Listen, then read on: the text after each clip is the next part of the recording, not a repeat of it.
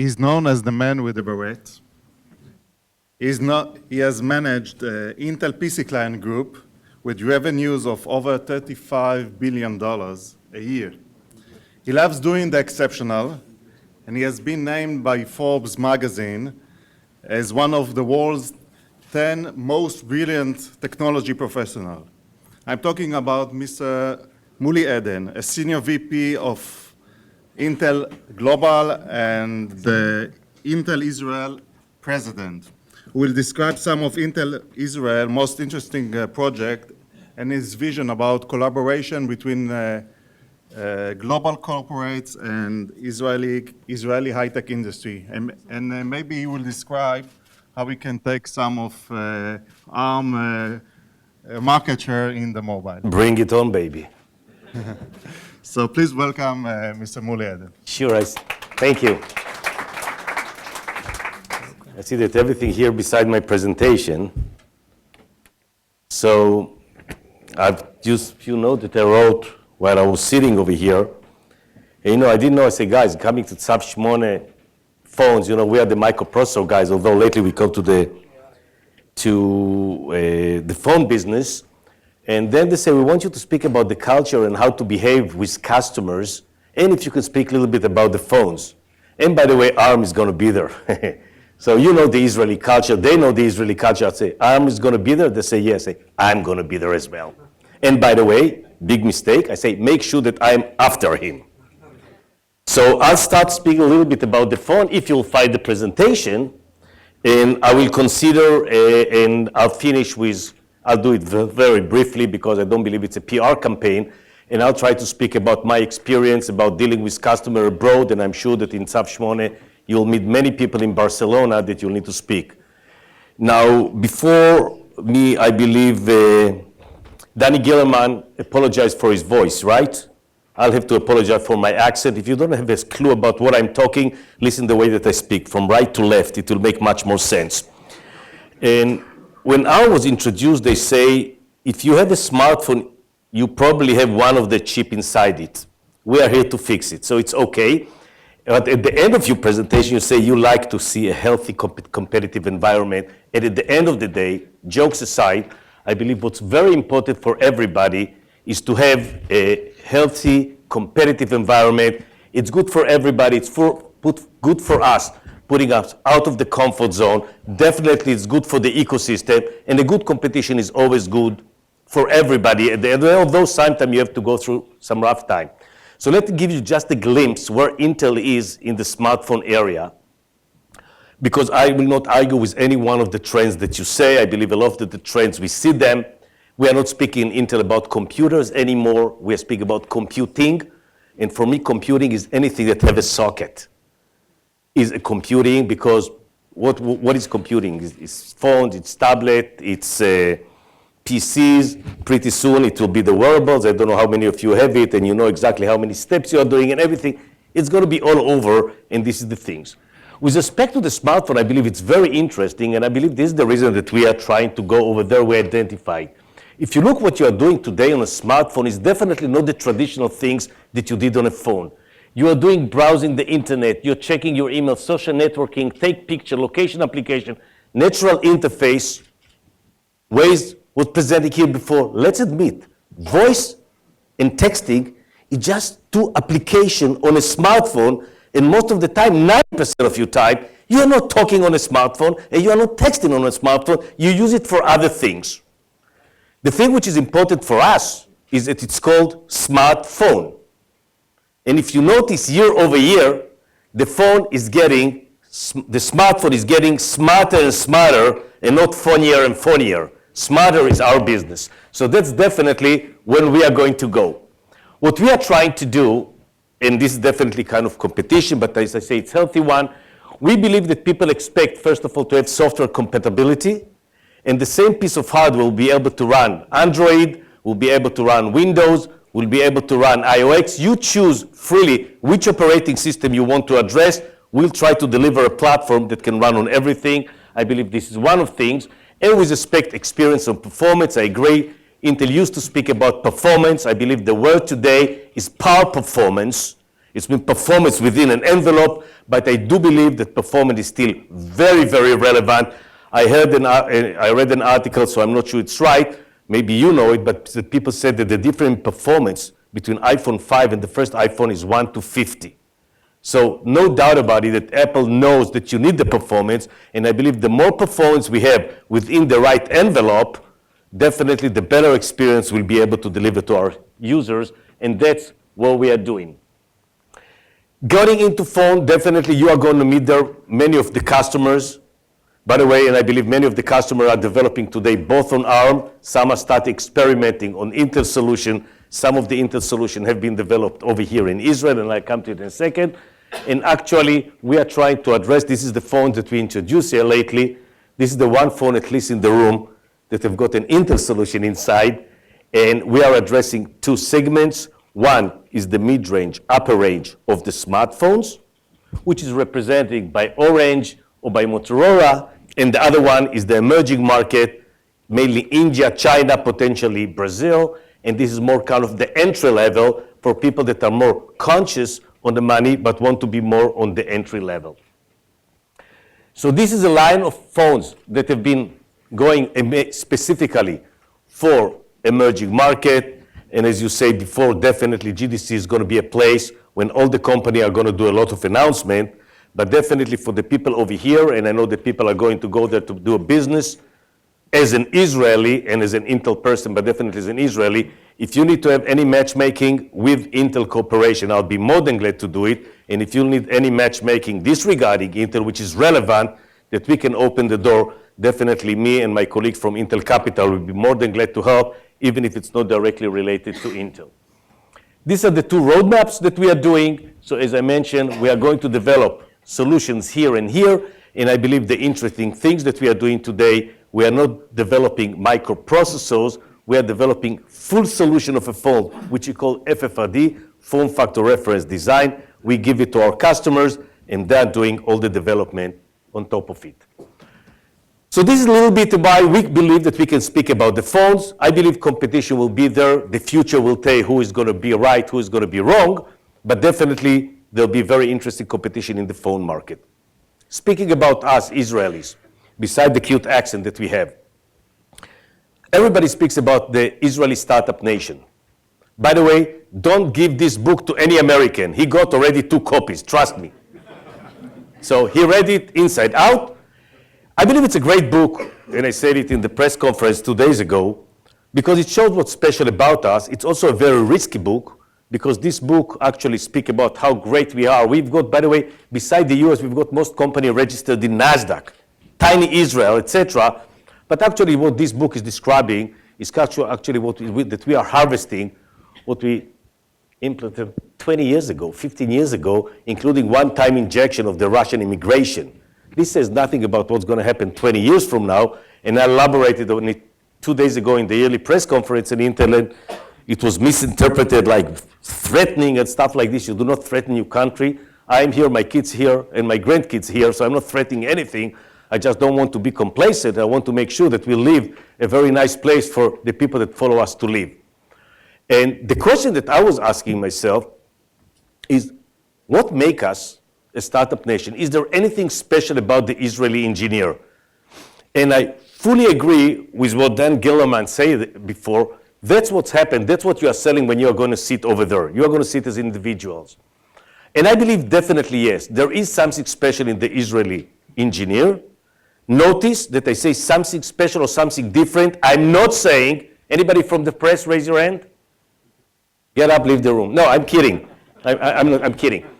I'm not saying they're the best in the world. I said they're different, and for some kind of tasks, they can be outstanding engineers. And I believe that's what made this.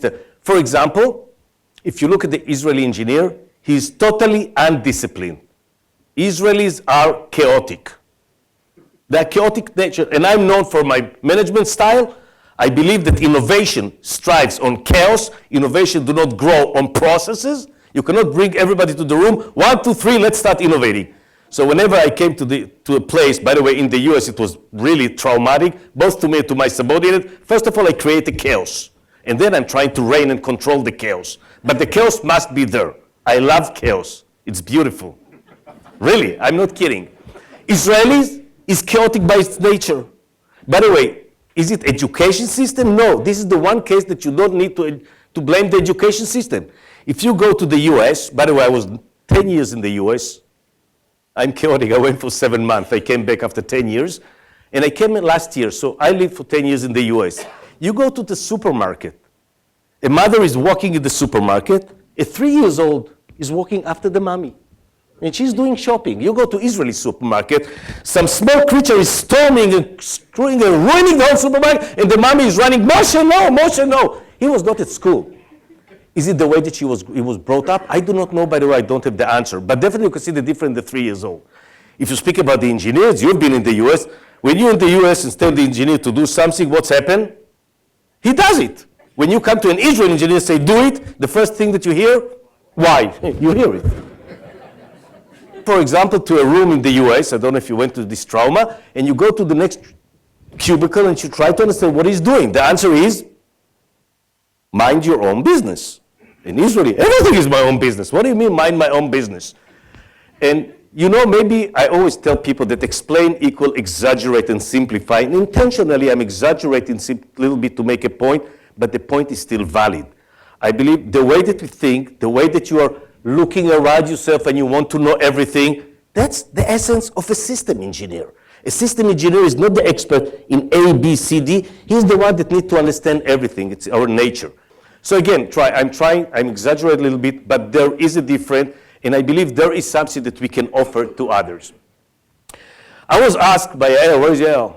It means we were not very well aligned, because when I came over here and saw what people are talking, I said, shit, I'm going to need to improvise around my presentation. And you know that when something is not very clearly defined in the Middle East, it's almost a reason for a small war, but I'll skip it this time. He said, Muli, rules of engagement. So I was sure that when I'll come over here, I'll see many, many people from startups, and I'm going to go to this teenager, 25, 28 years old. I'm going to tell them how to speak with the customers. I look at you. Most of you are my age, a little bit less. What can I tell you that you don't know? So let's laugh together. The young people here definitely will understand. Why can I tell you about the rules of engagement with business people? Because I'm an expert. I did every possible mistake in the world. They took me 10 years ago, a blunt engineer, microprocessor engineer. My boss probably was drunk, don't write it. And they invite me to the US to be director of marketing. At that time, it was $20-something billion business. You do not take a blunt Israeli engineer, put him on marketing. So I learned, but I have to tell you, I learned the hard way. So first of all, you need to be genuine, you need to be yourself, but you need to understand the culture, and definitely you don't need to be rude. Guys, there's no good culture or bad culture. I don't think that the Brazilian culture is better than the Israeli culture. I don't believe the Israeli culture is better or the British culture. It's not better, it's just different. And if you use your own culture, you might get into a big trouble. Okay, so one of the things, and I believe you heard it before, try to understand the other culture that you go there, and it's okay to have a local guy with you. I will not go to speak in China or in Japan without somebody telling me. You know, this morning it was almost painful for me to go out of my sneakers and jeans, but I heard the ambassador of Korea is going to come. I went immediately into my penguin dressing.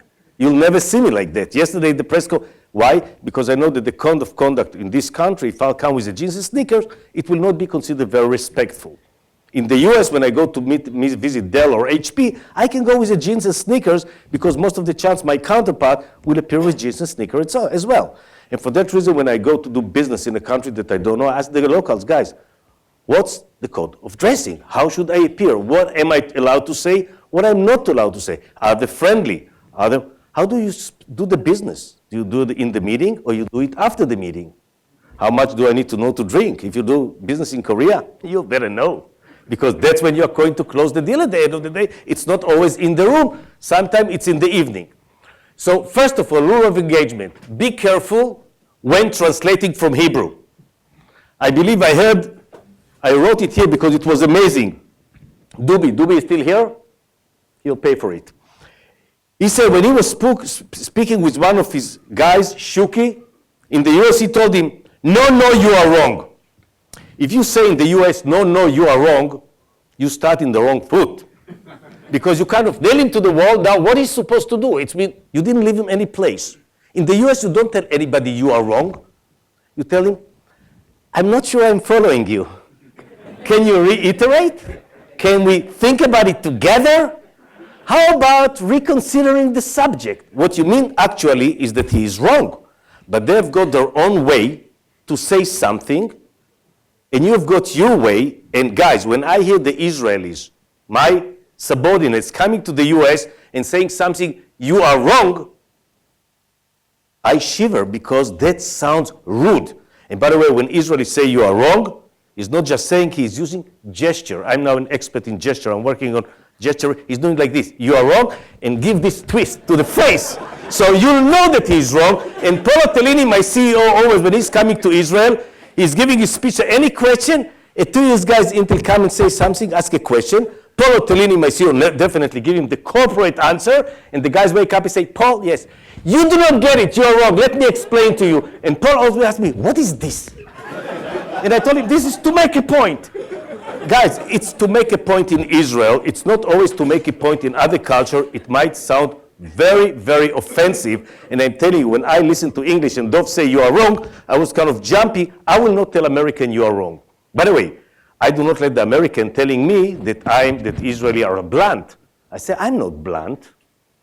You're mellow. What do you mean I'm blunt? We are just different. You do not like me to measure you using my culture. Please don't judge me, measure your culture. And what I'm asking you when you go to do a business, make sure that you understand the other, or make sure that you've got something local. In general, if I look at culture that I learn, and I spend a lot of time in the world, and I like to travel when I'm on vacation, Israel is a nature, is much more open, blunt, and direct. And our directness is not, many times, is translated to impoliteness. Let's be tachles. Let's talk to the point. Not every culture do it this way. If I look this, what you gesture I say, this is not very successful. You know, for example, Americans, they care very much about their safety zone, security zone, privacy zone. And many times I say, how many people go into American elevator? 3, 4, 5, and then they've got the safety zone. How many Israelis go into an elevator? How many people are in the corridor? They just squeeze inside, they will go inside, and that's it. You know, you've got 5 will be inside, you'll be 15 will go inside. And in Israel, it's okay. In the US, you need to wait for the other guys to go out. And again, this is the things going with it.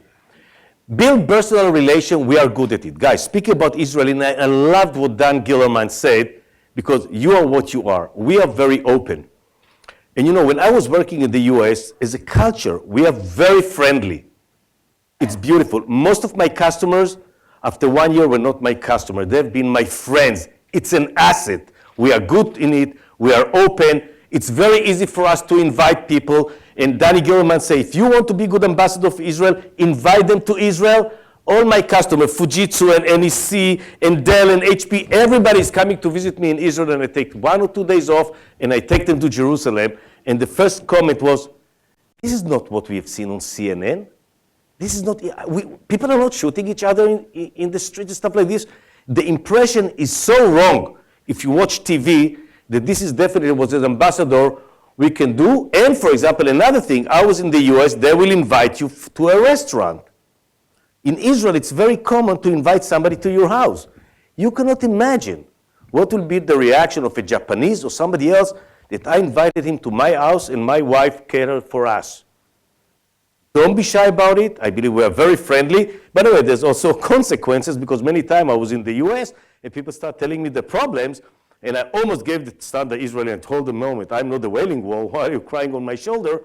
Because I find out that it's easy for them to come and tell me their private issue than tell even a friend from the same culture, because we are much more accepting, much more openness. So what I'm saying, guys, please use it. Engage wide, close narrow. Again, look at each one of the cultures.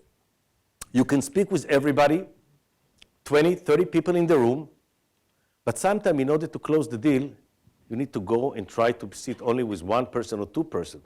There are cultures that if you sit with the CEO or the general manager on the table, 30 people, and you don't agree with him and you criticize him, in front of his subordinate, he will lose face. If you'll do it over a glass of wine or a glass of sake in the evening, that's fully politically correct. Again, the local people will be able to give you a hint what's right or wrong in culture. And again, sometimes it's painful to see how people can lose deals of things because they've been misinterpreted. Respect your competition, and I hope that you felt that I respect you. Guys, don't badmouth your competition. Respect them. By the way, respect does not mean that you're not going to compete with them, that you're not going to try to fight with them for share, that you're not going to do anything possible to win the market, but still respect. First of all, complacent in our business, it's stupidity. And second, there's no reason why you're not complacent. They've got brilliant engineers. In some cases, they've been able to do better job than us. If you badmouth something, you're not helping anybody else. More than important over here, it's okay to do comparison. I'll do side-by-side demo with ARM, and I'll show that I take less power than them. They'll do side-by-side demo if they believe they've got. It's factual, and it's okay to do it. Bad mouth or stuff like this, it's very bad practice. Another thing that's happened to you when you're with your customers, and I'll end in 2 minutes, is people will look at you and try to understand what the other guys told you.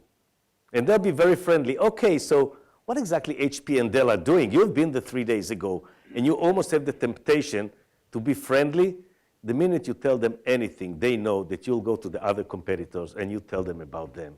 Big mistake. Tell them, guys, by the way, if you want to be really mean, say, I know the answer to what their appetite, but if I'll tell you, and I'll not respect their privacy, you know that I will not respect your privacy with other customer, and for that reason, I ask you to forgive me, but I'm not going to elaborate. And I believe this is and the other thing is, guys, in general, be patient, business take time. You're sitting in the meeting, you cannot close. To close, the Israeli corner. First of all, as an Israeli, I believe we've got something which is special, and I believe we care about our economy, about our business, our country. And for that reason, I'll challenge you. I'll go to your CEO, and I'll try to persuade him to open a design center in Israel, because you've got the most brilliant engineers of microprocessor in Israel. And then I'm going to compete with you to death until I'll get the best engineers. But I'm not kidding. I will go, and I believe it's not me, guys. I say I, but I believe almost everybody. And every 2 weeks somebody asks me, are you willing to speak with my CEO? I'm happy that Apple is coming to Israel, really. We'll have better high tech. Then I'll compete. And I'm competing with Google on the engineers, and with Microsoft. It's healthy, and I believe that's unique about Israel. And I say, you're not only representing yourself, at the end of the day, our behavior, the way that we talk, everything is representing Israel. Let's get more business to Israel. I believe it's important. We've seen what's happening. Personally, I'm very afraid that we are not growing at the right pace. And the most important thing, we should not be shy, and I believe Danny said it about corridor discussion and formal discussion. Even if we'll be attacked, etc., let's do what we are best in. And what we are best in is simply being Israelis. Thank you very much.